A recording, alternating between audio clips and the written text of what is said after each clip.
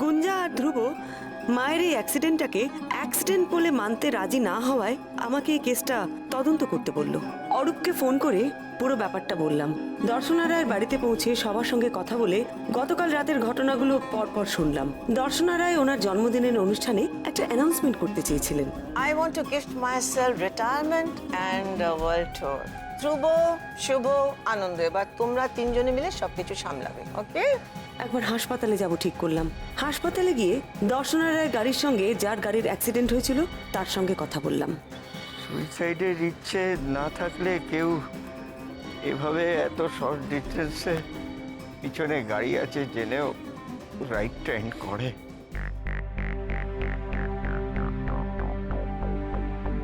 অদ্ভুত ব্যাপার তাই না? একজন গাড়ি চালাতে চালাতে হঠাৎ করে ডান দিকে টার্ন নেবে, সে দেখে নেবে না যে পেছনে কোনো গাড়ি আছে কিনা। আশ্চর্য না? এই পুরো বিষয়টা নিয়ে আমার একটা কনফিউশন আছে। মানে এটা কি নিছক দুর্ঘটনা না খুন? না, এটা খুন কি করে হতে পারে বৌমনি? দেখো, একজন নিজে যদি র্যাশ ড্রাইভ করে তার মৃত্যুর দায় তুমি অন্য কাউকে কি করে দিতে পারো? বরঞ্চ ওই গাড়ির ড্রাইভার ওনার জন্য মারা গেছে। কিন্তু দর্শনা রায়কে কেউ মাঝরাতে গাড়ি নিয়ে রাস্তায় বেরোতে বাধ্য করে। ফোন কল, আননোন নাম্বার থেকে ফোন এসেছিল, আর সেটা কোনো একটা মহিলা করেছিল। এই চিঠিটা আপনার মা কিভাবে পাঠিয়েছিলেন আপনাকে? কাল যখন আমি মায়ের জন্মদিনে যাব বলে রেডি হচ্ছিলাম, তখন একটি মহিলা এসে আমার বাড়ির কাজের মহিলার হাতে এটি দিয়ে যায়। দর্শনা বাড়ি থেকে বেরোনোর আগে একটা আননোন নাম্বার থেকে ফোন আসে, একজন মহিলা ফোন করেছিল। আর গুঞ্জার বাড়িতেও চিঠি দিতে আসে একজন মহিলা। এটা তো হতে পারে যে একজনই দুটো কাজ করেছে। আমার গাট ফিলিং যে এটা চান্স বেশি। আর গুঞ্জার বাড়িতে চিঠি নিয়ে যাওয়া মহিলাটাকে দেখেছিল ওদের বাড়ির কাজের লোক।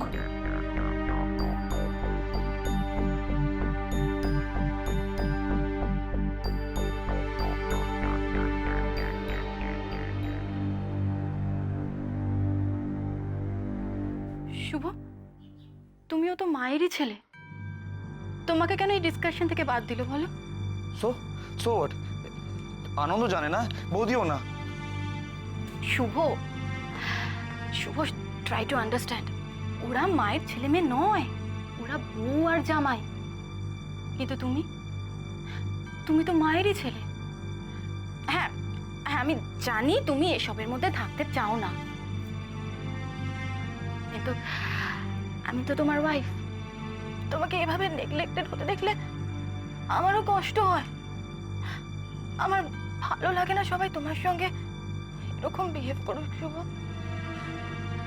প্লিজ ঋতু, এইসব কথা এই সময় শুনতে ভালো লাগছে না, প্লিজ।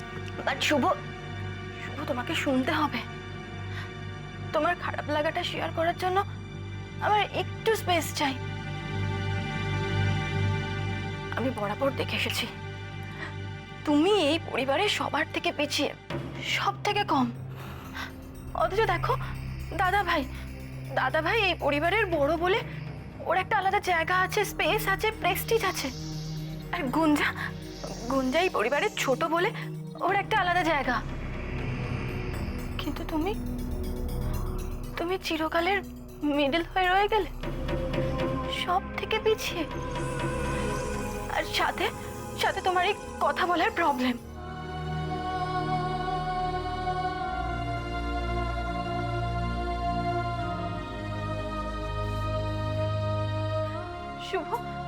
শুভ, আমি তোমাকে একটু হার্ট করতে চাইনি।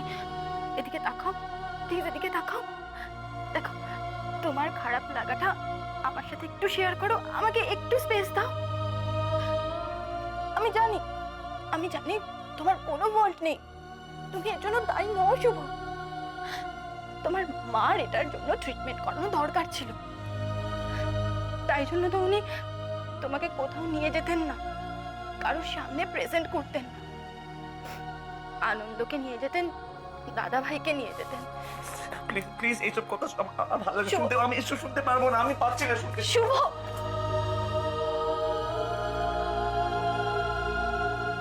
হ্যাঁ, তোমরা যদি সবাই সবাই মনে করে থাকো এটা আমার খামখেয়ালিপনা, তাহলে সেটাই। I just don't care, okay? I just don't care. But আমি সেটাই করেছি যেটা আমার ঠিক বলে মনে হয়েছে। আর আর পরবর্তী প্লিজ এটা বোঝার চেষ্টা করো, আমাদের মা মারা গেছে আর আমাদের সামনে এখনো অনেকগুলো প্রশ্নের উত্তর নেই। তাহলে কেন আমরা এটাকে জাস্ট একটা অ্যাক্সিডেন্ট বলে মনে করছি? I'm sure there is a foul play. Gunja, তুমি যেটা করেছো সেটা তো আমাদের সাথে একবার কথা বলে নিতে পারতে। একার ইচ্ছেতে এইভাবে চললে সেটা তো আমাদের সবার পক্ষেও অসম্মানজনক, তাই নয় কি? তুমি তো একবার আমাদের সাথে ডিসকাস করতে পারতে, আমরা সবাই মিলে বসে ব্যাপারটাকে আলোচনা করে নিতাম। আচ্ছা, ওকে কেন একা বলছো? এটা তো আমিও ডিসাইড করেছিলাম। আমি তো সেটাই বোঝাতে চাইছি দাদা। আমি যদি খামখেয়ালি হতাম তাহলে তো আমি একাই চলে যেতে পারতাম। দাদা দাদা আমি জানি তুমি ওর কথা ফেলতে পারো, ও তোমায় বলেছিল বলেই তুমি গেছো। So what is the problem? আমি দাদাকে বলেছি সেটাও আমার দোষ? না না, দোষের কথা বলা হচ্ছে না গুঞ্জা, এখানে দোষের কথা বলা হচ্ছে না। তুমি ব্যাপারটা একদম বুঝতে পারছো না যে প্রবলেমটা কোথায়। দেখো, এই যে গোয়েন্দা, ইনভেস্টিগেশন, পুলিশ এসব আমাদের বাড়িতে হলে পরে এটা তো আমাদের বিজনেসের জন্য ক্ষতিকর, তাই না? কিসের ক্ষতিকর? অফকোর্স ক্ষতিকর। কালকে যদি নিউজপেপারে বেরোয় যে দর্শনা রায় মৃত্যুর পরে তার বাড়িতে পুলিশ, ডিটেকটিভ এসব আসছে, মানে তদন্ত হচ্ছে, ইনভেস্টিগেশন হচ্ছে, তাহলে তো সেটা আমাদের সম্মানের পক্ষেও ভালো নয়, আর সেটা আমাদের বিজনেস ওয়ার্ল্ডের, আমাদের পজিশনের জন্য ভালো। আর সব থেকে বড় কথা গুঞ্জা, মায়ের সম্মানের জন্য সেটা ভালো না। আমি না এখন এই সমস্ত সম্মান টম্মান নিয়ে জাস্ট কিছু ভাবছি না, বুঝতে পেরেছো? আমাদের মা নেই, মা ইজ ডেড। ওর মাকে মেরে ফেলা হয়েছে, আমি সেটা জানি।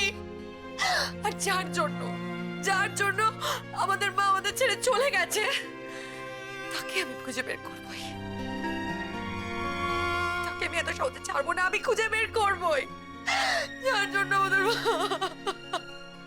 গুঞ্জা গুঞ্জা, আমি তোমার মনের অবস্থাটা বুঝতে পারছি, কিন্তু তুমি বৌদির কথাটা একবার শোনো। বৌদি যেটা বলছে সেটা হলো, কোনো একটা ডিসিশন নেওয়ার আগে, কোনো একটা স্টেপ নেওয়ার আগে আমরা যদি একটু ভেবে নিতাম, সেটা আর কিচ্ছু না। আর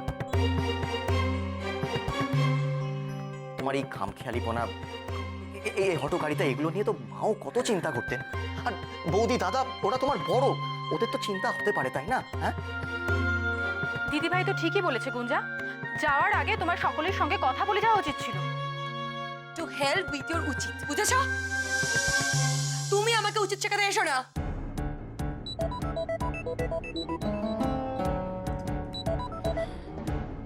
হ্যালো গুঞ্জা, আমি একটু তোমার বাড়ির কাজের লোকের সাথে কথা বলতে চাই। কাজের লোক? মানে বিজলি? হ্যাঁ, ওই তো ওই মহিলার হাত থেকে চিঠিটা নিয়েছিল, তাই না? হ্যাঁ, বিজলির হাতে দিয়ে গেছিল। ও তো বাড়িতেই আছে। আপনি কি আমার বাড়িতে যাবেন? হ্যাঁ, আমি একটু যাব, তবে তোমরা কেউ যদি না থাকো, ও বোধহয় কথা বলতে একটু অস্বস্তি বোধ করবে। হ্যাঁ, তাও তো ঠিক কথা। আচ্ছা ঠিক আছে, আমি যাচ্ছি। Thank you. তুমি একটা কাজ করো না, তুমি একটু তোমাদের বাড়ির অ্যাড্রেসটা আমাকে মেসেজ করে পাঠিয়ে দাও প্লিজ। ওকে। আনন্দ, আমাদের একবার ওই বাড়িতে যেতে হবে। আচ্ছা, মিসেস মিত্র বিজলির সঙ্গে কথা বলবেন? ওই মহিলা যতদূর সম্ভব সবার আগে চিঠিটা রিসিভ করেছিল, তাই না? জাস্ট এই কথাটাই বড় বৌদি তোমায় বোঝানোর চেষ্টা করছিল। এবার দেখো, কন্টিনিউয়াসলি এই উপদ্রবটা চলবে, আর কালকের মধ্যেই পুলিশ আমাদের সকলকে এই মৃত্যুর জন্য সন্দেহ করছে, এই হেডলাইনটা বেরিয়ে যাবে। ওকে, ফাইন, তোমাকে যেতে হবে না। গুঞ্জা, গুঞ্জা, কি হলো, যাচ্ছিস কোথায়? বললাম তুমি ফ্ল্যাটে যাচ্ছি, সরে যাও। দাঁড়া, একা যাবি না, আমি তোর সাথে যাব। আমার কাউকে লাগবে না দাদা, আমি একাই যেতে পারবো। তোমার যা ভালো মনে হয় তুমি তাই করো।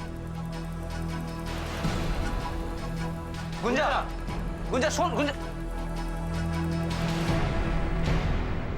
দেখলে তো ছোট বৌদি, আচ্ছা আমি কি একবারও বলেছিলাম আমি ওকে নিয়ে যাব না?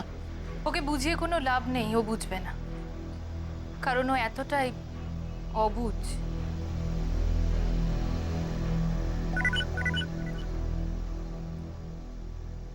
এই তো পাঠিয়েছি, দেখ। তুই চিনিস জায়গাটা? হ্যাঁ, এই অ্যাড্রেসটা বেশি আমি বলে দিচ্ছি। গাড়ি স্টার্ট করে সোজা চলো, আগে থেকে ডান দিক নিয়ে নেবো।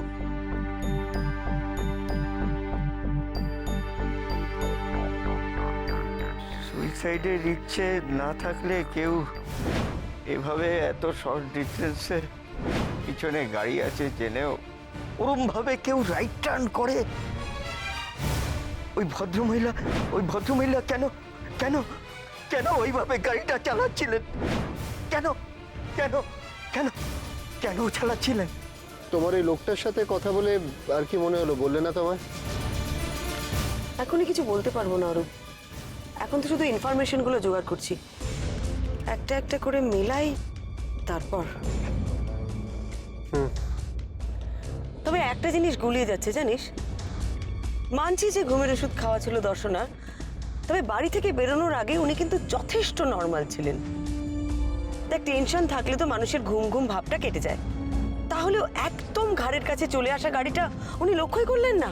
দেখো, হতে পারে একবারে লাস্ট মোমেন্টে গাড়ি থেকে কন্ট্রোল হারিয়ে গেছিল, আর তাই মাঝরাতে ফোন পেয়ে একা গাড়ি নিয়ে বেরিয়ে যাবার মতন মনের জোর যে মহিলার আছে, তার কি গাড়ি চালানোর সময় কন্ট্রোল হারানোর কথা? তাছাড়া অরূপ, ওনাকে কিন্তু একা বেরোনোর কথাও বলা হয়েছিল। না রে, এর মধ্যে কোনো রহস্য আছে। আমি তো কিছুই জানি না ম্যাডাম, আমি কি বলবো? আরে তুমি এত ঘাবড়াচ্ছ কেন? ঘাবড়ানোর মতো কিচ্ছু হয়নি। তুমি যা জানো তাই ওনাদেরকে বলবে। আমি তো কিছুই করিনি, তাহলে পুলিশ? আপনি কিছু করেননি সেটা ঠিক আছে, কিন্তু আপনি যতটুকু জানেন ততটুকু আমাদেরকে বলুন, সেটা আপনার জন্য ভালো। শোনো শোনো শোনো, যে মহিলা তোমাকে চিঠিটা দিতে এসেছিলেন তাকে তুমি ভালো করে দেখেছিলে?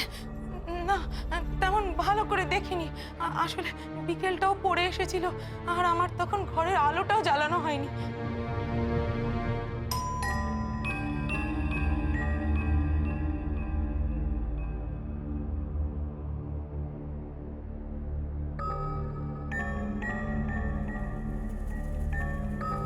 কি ব্যাপার, তুমি চলে এলে যে? না এসে কি করবো? ঝোঁকের মাথায় অভয় তুমি বেরিয়ে চলে এলে, চিন্তা হয় না? কি বলছিলে তুমি? ওই যে বিকেল পড়ে এসেছিল তখন, যখন চিঠিটা দিতে এসেছিল। বাড়িতে তখন আর কে কে ছিল? বাড়িতে তখন ওই বৌদি ছিল, বৌদির একটা নেমন্তন্ন ছিল, ওই জন্য তৈরি হচ্ছিল। ওই তখনই তো বেলটা বাজলো। তুমি গিয়ে দরজা খুললে, তাই তো? হ্যাঁ, ওই তখনই আমার হাতে হাতে চিঠিটা দিয়ে দিল। কি তাড়া রে বাবা!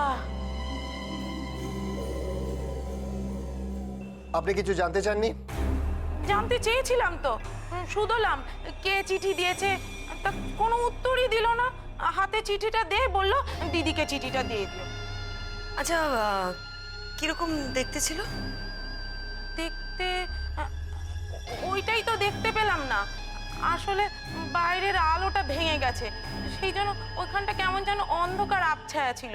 তার উপর ঘরের আলোটাও জ্বালানো হয়নি। জ্বালাবো কি করে? এত তাড়া দিল যে ঘরের আলোটা জ্বালানোর টাইমই পেলাম না।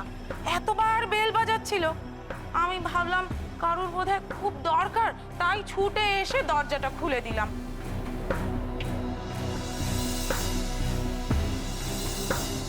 আপনি একেবারে বুঝতে পারেননি যে এসেছিল তার চেহারাটা কেমন? হ্যাঁ, একটু একটু মনে আছে, ওই মাজা মতো রং, বেয়ালা বউ, মাথায় ডগডগে সিঁদুর ছিল, আর হাতে শাঁখা পলা। খুব তাড়ায় ছিল, আমার হাতে চিঠিখানা দেই চলে গেল।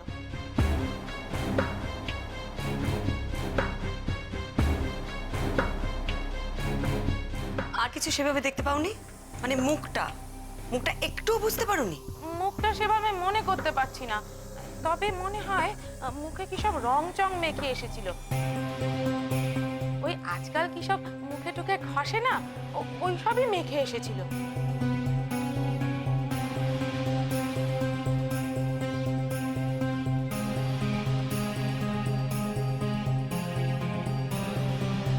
ঠিক আছে, তুমি যাও। আচ্ছা।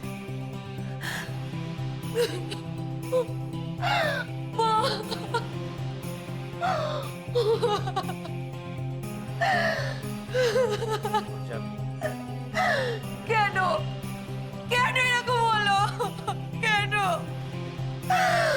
ওর মায়ের সাথে কেন এরকম হলো? মা কোনোদিনও কারোর ক্ষতি করেনি জানেন, তাও কেন এরকম হলো বলুন তো? কেন এরকম হলো?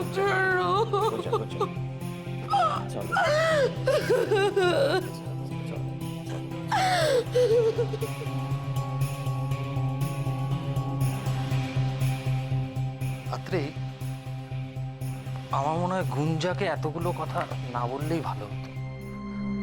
তুমি যদি এটাকে দোষ মনে করো তাহলে সেটা তো ওর একার নয়। কিন্তু জেদটা তো ওই করেছিল। ও তোমার কাছে জেদ ধরেনি গোয়েন্দা ডাকার জন্য? হ্যাঁ, তা ঠিক। তাহলে আচ্ছা, একটা জিনিস বোঝার চেষ্টা করো। তোমরা যে এইভাবে শুভকে না বলে চলে গেলে, একবারও ভেবেছো এতে ওর কতটা খারাপ লেগেছে? আচ্ছা, ও তো ভাবতেই পারে যে দাদা আর বোন দুজনে মিলে গোয়েন্দা ডাকতে চলে গেল, আমাকে ডাকলো না।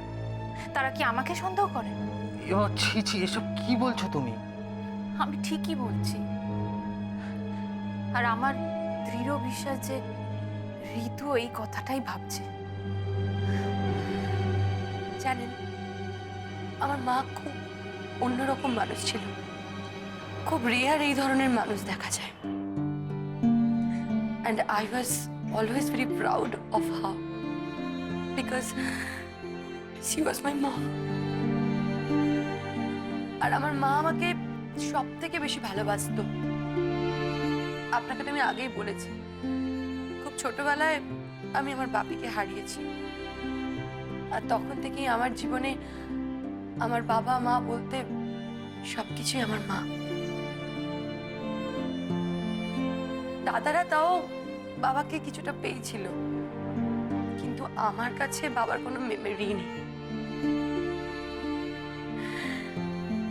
সবাই বলতো যে মা নাকি আমাকে খুব আদর দেয়।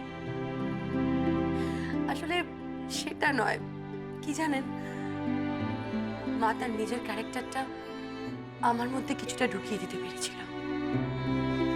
সব থেকে ভালো বুঝতো মা আমাকে।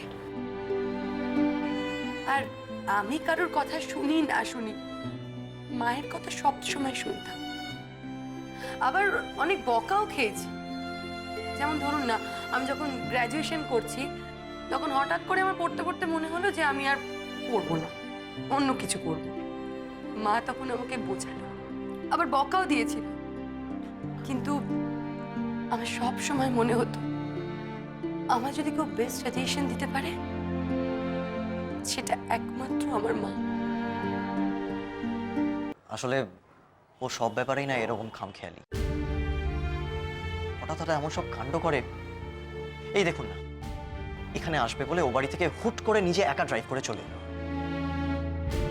যখন যা মনে হয় ও সেটাই করবে, কারোর কথা ভাববে না। আনন্দ, প্লিজ, আমি কিন্তু এখানে আমার খেয়াল মতো আসিনি। তুমিও খুব ভালো মতো জানো যে ওই বাড়িতে কি ধরনের আলোচনা হচ্ছিল। আরে আমার শুধু এইটুকুতে ইন্টারেস্ট যে আমার মা কেন এভাবে চলে গেল আমাদের ছেড়ে। ব্যাস, আমার আর কিচ্ছু জানার নেই। আর তার জন্য ফ্যামিলি প্রেস্টিজ কি হবে, বিজনেসের কি হবে, আই জাস্ট ডোন্ট কেয়ার। দেখেছেন তো, ও এরকমই। এই যে গত বছরই নিজে একা একা কেরালা বেড়াতে চলে গেল। একদিন খেয়াল হলো 4টে বেড়াল ছানা নিয়ে বাড়িতে চলে এলো। এবার আপনারা বলুন, বাড়ির লোকেদের কি অবস্থা হয় বলুন তো। জানেন, আমার মায়ের কিন্তু এগুলোতে কোনোদিনও কোনো আপত্তি ছিল না। ইভেন আমি যে বেড়াল ছানা তুলে এনেছিলাম তাদেরকে আমার মা নিজে হাতে খাওয়াতেন। আমি যখন ব্যাঙ্গালোরে পড়তে গেছিলাম তখন আমার সঙ্গে আনন্দর আলাপ হয়েছিল।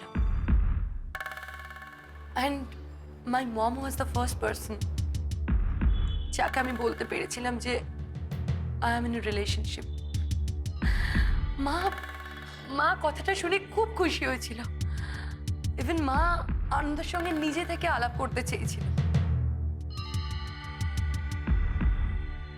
আলাপও করিয়েছিলাম। কিন্তু ওর বাবা মা চাননি যে আমাদের এই বিয়েটি হোক। না মানে ওনারা এখানে থাকেন না, ব্রিস্টলে থাকেন। ওনারা চেয়েছিলেন যে আমি ওখানেই সেটেল করি, কিন্তু আমি ইন্ডিয়া ছেড়ে যেতে চাই না। আমাদের বিয়েটা মা নিজে দাঁড়িয়ে থেকে দিয়েছিল। আনন্দের দিক থেকে সমস্ত অ্যারেঞ্জমেন্ট আমার মাই করেছিল। ইনফ্যাক্ট এই ফ্ল্যাটটা আমাদের মাই কিনে দিয়েছিলেন বিয়ের পর আমরা থাকবো বলে। কি হলো বলো তো হঠাৎ করে? আমরা তো সবাই খুব ভালো ছিলাম, সব তো ঠিকঠাক ছিল, তাহলে হঠাৎ করে কেন এটা হলো?